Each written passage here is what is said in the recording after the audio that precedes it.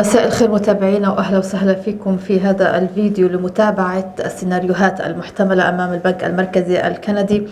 أسبوع مليء بالمحركات الاقتصادية، ستتابع أسواق العملات باهتمام شديد صدور قرار بنك كندا حول الفائدة، والتي من المنتظر أن يكون لها تأثير قوي على تحركات الدولار الكندي أمام سلة من العملات العالمية الأخرى.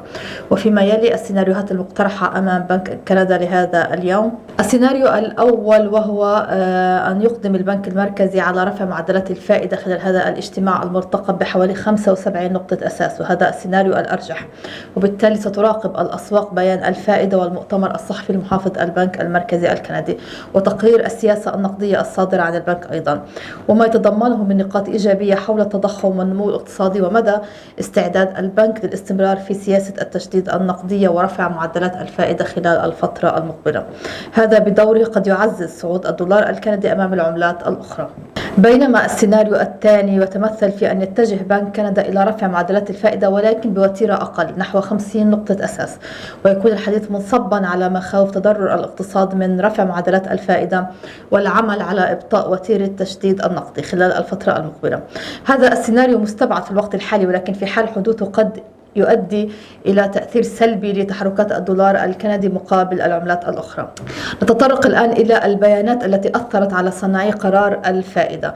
أولا، نظرة على أهم البيانات الاقتصادية وتأثيرها على قرار بنك كندا. في الفترة الماضية صدرت العديد من البيانات الاقتصادية في كندا، حيث سجل مؤشر الناتج الإجمالي المحلي داخل كندا نموا بنسبة 0.1% بنهاية يوليو الماضي، بأفضل من توقعات الأسواق. أيضا بيانات سوق العمل في كندا كانت إيجابية خلال شهر سبتمبر، حيث أظهرت البيانات زيادة في عدد الوظائف خلال هذه الفترة، حيث أضاف الاقتصاد الكندي نحو 21 ألف وظيفة، وهو أفضل من توقعات الأسواق. أيضا بالنسبة للبطالة انخفضت إلى مستويات 5.2%، وهي أفضل من توقعات الأسواق التي أشارت إلى استقرار قرب البطالة عند مستويات 5.4%.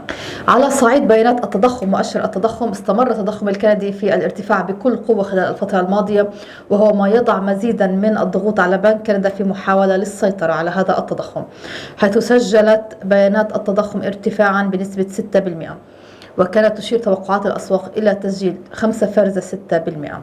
أسعار النفط أيضا لها تأثيرات على قرارات بنك كندا. في الفترة الماضية استقرت أسعار النفط الخام دون مستوى $90، وهذا يعزز تعافي الاقتصاد الكندي، وبخاصة أن القطاع النفطي يلعب دورا مهما في الاقتصاد الكندي. مع هدوء ارتفاع أسعار النفط، فإن ضغوط التضخم الكندي قد تتراجع تدريجيا، ومن ثم هدوء الأسعار قد يكون أحد العوامل الرئيسية التي قد تحول دون تسريع وتيرة التشديد النقدي بالفترة المقبلة. هذه هي كانت السيناريوهات المقترحة أمام بنك كندا المركزي اليوم 26 أكتوبر. نتمنى التوفيق لجميع المتداولين. سيكون خبر قرار الفائدة في تمام الساعة 5 بتوقيت القدس الشريف. تحياتي للجميع.